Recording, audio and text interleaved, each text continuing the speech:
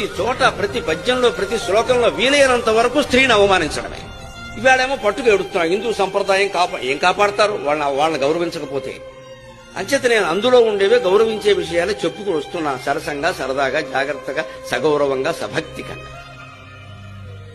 మనుషుల్ని గౌరవించినప్పుడే మనతోటి ఉంటారండి ఎవరైనా సరే. నౌకర్లైతే మాత్రం తిడితే పడతారా?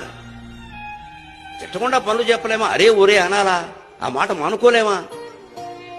మనం ఈ కులాల్లో, పెద్ద కులాల్లో పుట్టాం కాబట్టి సరిపోయింది. ఆ కులాల్లో పుట్టుంటే ఆ బాధ మందే కదా, అప్పుడు తెలిసేది కదా. ఇవాళ మన పిల్లలు హాయిగా ఆ కులాల వాళ్ళని చేసుకుంటుంటే ఒక్కొక్కడు పరువు నష్టం, హత్య, కత్తీసుకు బయలుదేరుతున్నాడు ఇక్కడ. మరి వీరు అక్కడే చదివారు, వారు ఇక్కడే చదివారు. వారికి ప్రేమించుకోవడం తప్పితే ఏం తెలియదు. మరి మీకున్న భేదాల్లో ఏం చేయమంటారు? ఇవాళ పరువులు పోతున్నాయి. అవమానించింది మనమే, ఆ స్థితికి తీసుకొచ్చింది మనమే. ఇవాళ ఏదో జరిగిందనేది మనమే. మొత్తం సమాజంలో ఈ కులపరమైనటువంటి భావాలు నశించే వరకు, ఎక్కువ తక్కువ అనే భావాలు పోయి మంచి చెడ్డ మాత్రమే ఉండే వరకు ఈ భేదాలు పోవండి.